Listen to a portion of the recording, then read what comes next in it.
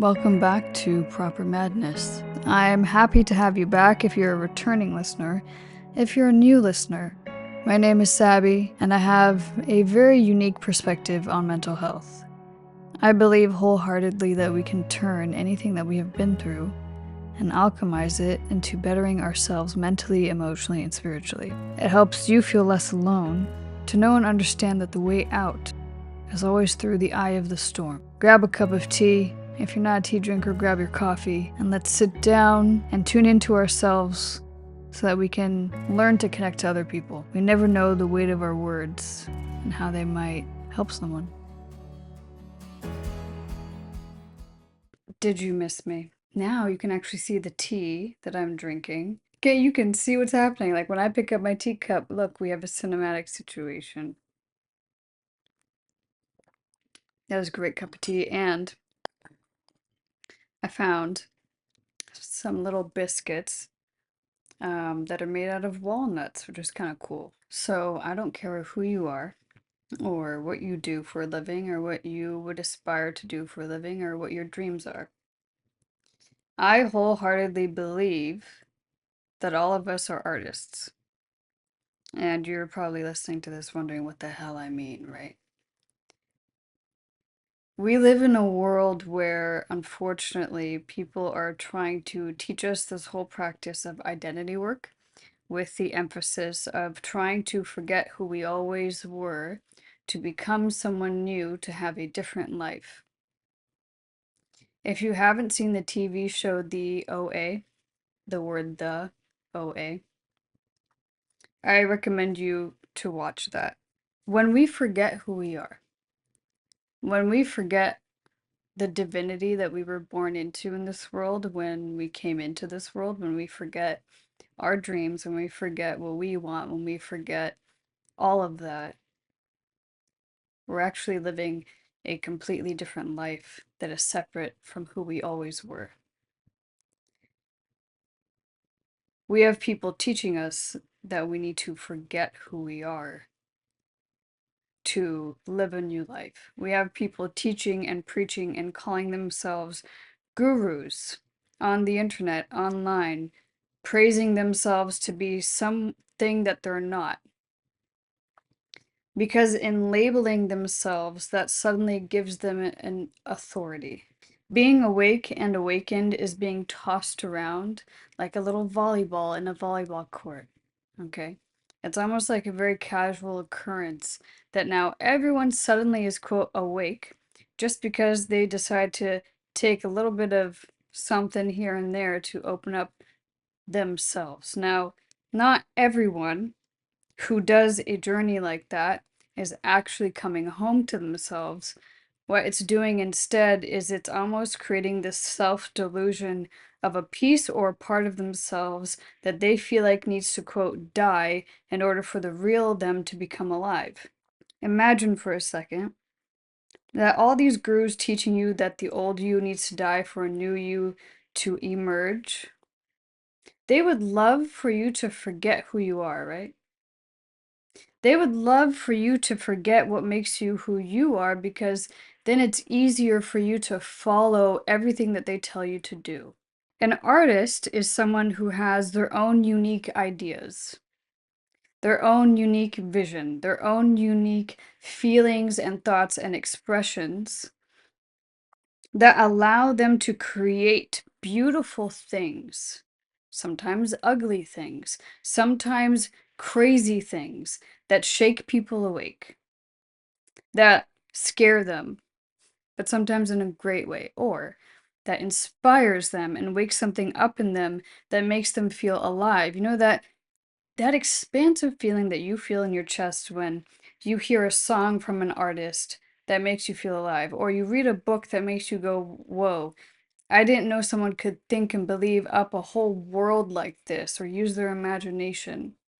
No one wants us to use our imagination. In fact, they'd prefer if we don't. They'd prefer we stay stuck in what we love to call the matrix. But that's yet another label that we're placing upon things, right? That's yet another label that we're throwing onto something to better understand it, when really, truly, being, quote, awake isn't as fluffy and liberating as everyone thinks and believes it to be. It actually can be quite lonely. It actually can be a little isolating because you're moving and operating in the world where you see things as they actually are, including yourself.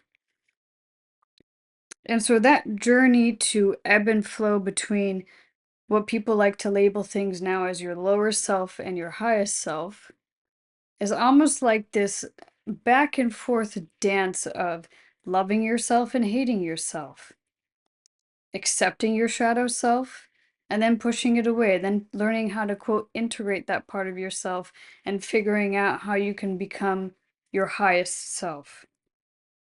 The highest self seems to be this very clickbaity, beautiful, wonderful version of you that you think you're going to obtain, and that once you get there, everything's great.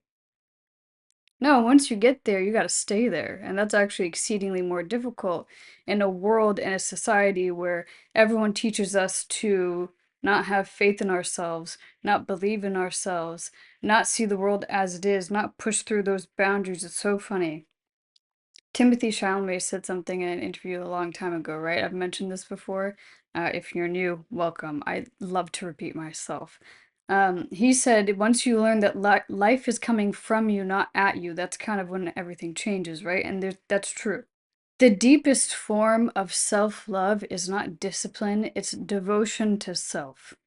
So, all these quote medicines, plant medicines, all these external things outside of us that people have discovered in order to awaken us or raise our vibration is actually just little tools that the divine has always given us to keep us remembering who we are.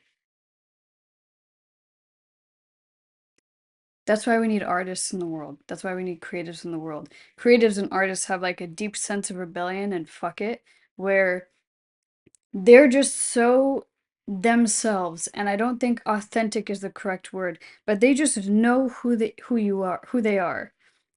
They know who they are. They know what they stand for. Artists change the world with what they create because they allow their creations to help you remember who you are.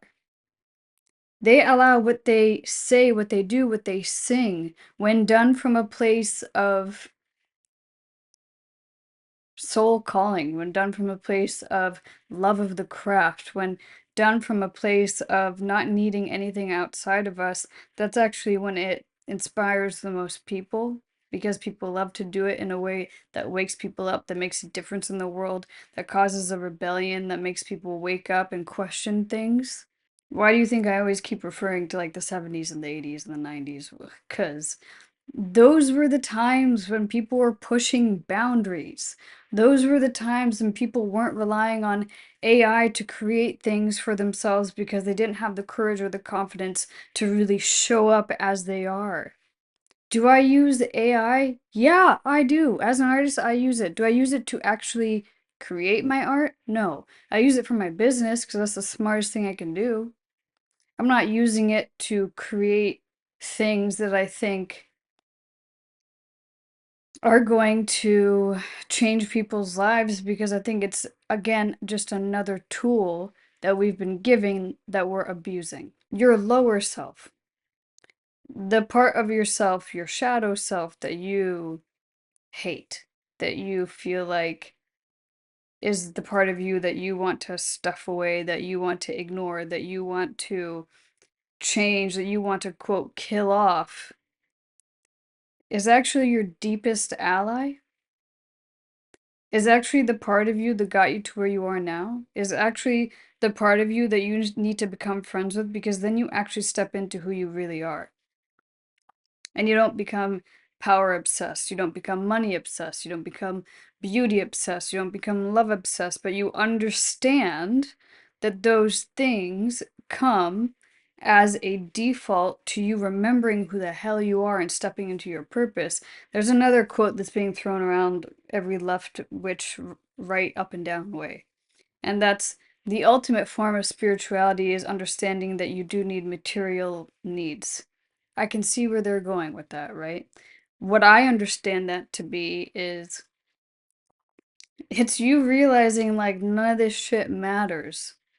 It's you realizing, yeah, I do need these things actually so I can continue to create a safe space within the home of myself so I can still show up and make a difference in the world. It's realizing that every once in a while you should probably have a fucking cigarette, sit on your roof and like chill the fuck out. Like it's not that deep, you know? So it's like it's sad to me that we have people in power, people who make a lot of money, people who are very successful that are teaching people to run farther away from themselves to become successful. Artists and creatives are meant to be multi-dimensional. We're meant to have many different things that we are passionate about and that we're good at. Because could you imagine doing one thing for the rest of your life till the end of your days? Oh wow, doesn't that sound like a 9 to 5? Doesn't that sound like the same box we're trying to escape? Doesn't that sound a whole hell of a lot like just more control? Every single student that has come into my Become the Art community, and you know what? If you're sick and tired of me mentioning my community, you can unfollow me. Because this is something I stand for and I believe in. So, anytime I've had a student come into my community, I always laugh so hard because they're like, well, I do this for a job, and then I do this, and then I do this because I love it, and then I have this hobby, and then I have, and I'm like, okay, so funny.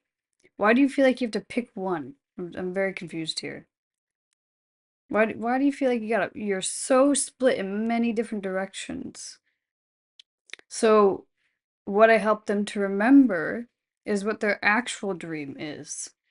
We all have dreams, we all have aspirations, we're allowed to have many, but there's usually typically one that stands out where when we try to make that dream fit into a box as an artist, we're actually cutting ourselves away from what we really love to do, right? And so that lack of expression in our artistry, which is like life, if you haven't caught on now, um, actually limits us from being who we really are. Too many people are so obsessed with making money, having a nice car, doing all these things, looking perfect, being perfect, because they're actually just very fucking empty inside. I mean, they have like the perfect girlfriend or boyfriend, the perfect job, the perfect status, the perfect this, okay. I'm willing to guarantee that all these things outside of you, do they really fulfill you? That dream that you had when you were a kid, that dream you had when you were young, that made you feel alive inside because you had a purpose and a mission, that is what you should be a lot more focused on, right? This hyper obsession with all these material things is scary. And if you really truly remember who you are, you won't be controlled by the thoughts, ideas, and perceptions of anyone or anything else. In fact, when you are in a community and you're like, this doesn't feel right, you question shit. You don't listen. You question. You listen to what your intuition is telling you to listen to, but you question everything else and you go, wait a second. I don't like this. Wait a second. This actually doesn't feel aligned to who I am and what I want. Wait a second, I think I'm just running further and further from what I really want to do, but I'm being told I need to do X, Y, and Z to be successful instead of just being who I am. Have I cut down who I am on my platform? No. Do I still talk about mental health? Yeah. Do I just do it in a different way? Yeah. Do I still do filmmaking, photography? Yeah, but have I realized I can also be a teacher? Yes. Because I chose to believe that all those things could exist simultaneously instead of trying to abandon different pieces and parts of myself that I shoved down because someone else told me I need to do something else to be successful. That we're actually all artists, we've just forgotten who we are. That's what I mean. When I decided to go to on-site to get help for my mental health, The one thing that stood out to me there is they never tried to make me become someone else to get better. They actually just took away all the noise that I had in my head from everyone and anything else outside of me so that I could remember who I am, so that I could remember what I like creating, so I could remember my dream, my wants, my needs, because I was surrounded by people and an environment that kept telling me to do other things to achieve something outside of myself for control. So how do we break out of control, right? Well, you break out of control by learning to think for yourself and trusting it. You break out of control by getting curious. I love when my students question me, because then I know, wait a second, I'm getting you to think for yourself. You're not just blindly listening to what I have to say and what I don't have to say.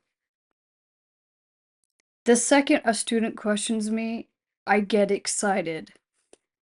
The second a student goes, actually, I think it's this, I'm like, great, I'm doing my job. As an artist, you should be rebelling, right? Respectfully. As a creative, you should be expressing the things that no one else wants to express. Those are the leaders we need in this world, right? Artists and creatives. Not more people who are doing the same damn thing just with a different name and business model. My favorite mentor, which I had about a few months ago, taught me how to make my business and what I want to do as me. In fact, said, hey, if you don't like getting on sales calls, why the hell are you doing it? I'm like, that's a great point. That's not the person I want to be. It really isn't. I would rather just build a community where I can help people. Obviously, we're supposed to get paid for what we love to do, right? But it helped me remember who I was and what I actually love to do instead of questioning me and belittling me and making me feel like I am less than the leader. A true leader builds a community, not a fan club. A true leader doesn't want people that stay in line and do as they're told. A true leader inspires. A true leader helps people think for themselves. A true leader is rebellious. A true leader says whatever the hell they're going to say. A true leader actually fucks up and says, hey, I fucked up. I'm not a perfect person. That's okay. We keep it moving. On Friday, I posted a video I hated. Hated it. At first, I liked it, and then I stopped and went, you know what? I don't like this because what am I doing? Am I editing this really fast to cater to other people's attention spans just so I can get more followers and views? Whoa, isn't that, aren't I teaching people to do the opposite? So then, whoa. And so I have stayed off of social media all weekend on purpose to come home to myself, to come home to my own thoughts, to come home to my own creativity. Guess what? It inspired me so much. I got to sit down and create a podcast. It inspired me so much. I actually was like, what the hell? I have free will. Why aren't I sitting out on my roof looking at the sunset talking to God? You know? And then guess what? I wake up, I feel good about myself. I feel like I'm back in alignment. And I'm realigned to my purpose instead of money, instead of views, instead of popularity. So the type of leadership I just explained, you know what else that kind of sounds like to me? Oh, an artist. Are artists not creative? Are artists not rebellious? Are artists not expressive? Are artists not like, let me take up space and be human and fucking messy and let it land? Are artists not creating community with what they create? I have never read The Artist's Way. Someone asked me the other day if I have, because some of the things that I mentioned are close to that book. No, I've never read it. Not because I don't want to, but I think it's just like I probably have a way of understanding in life similar to whoever wrote it, right? And that's okay. I feel like my stuff's slightly different, right? I have a heavy emphasis on shadow work, your higher self, spirituality, and embodiment. And because what I do is so different, It's almost like I'm teaching you to remember who you are so you can show up in the world and make a difference, right? And by default, in my opinion, that's an artist. So the next time, the next time you feel inspired to create, the next time you feel inspired to show up, the next time someone's trying to fit you into a box, the next time you're being told to run away from yourself, the next time you're being told that an old part of you has to die, I want you to stop and really realize the only reason why someone would want the old you to die is so that you're more easily controlled. Because what would happen if you actually integrated your old self and your higher self? You'd have your own damn sovereignty, would you not? You'd actually be using all the bits and pieces of yourself that you don't like and using that to your advantage. Someone the other day that I used to be friends with and used to be close with called me sneaky to my face in front of a new friend and then changed the subject and tried to come across like they were joking about it. They called me sneaky because there was a situation a couple years ago where actually I needed to be sneaky to protect myself. So how is that a flaw? And all that they were doing is they were projecting onto me their lack of street smarts probably in their own life. And a lot of leaders will do that. A lot of leaders will project onto you their own stuff. A lot of leaders will get upset that you're actually succeeding without them because you're not doing it their way. You're doing it your way, which is how it should be. So, if I fired you up today, I want you to figure out how to remember who the hell you are. You have the tools, you have the guidance, you have the intuitive nudges. You just need to actually listen. Because we need you to change this world, not a pretend version that people try to get you to be so you're more compliant. Okay? I love you. Have a good day. Go kick ass. I encourage you to follow, like, subscribe, and rate this so that it pushes it out to whoever else might need it. Thank you so much for listening.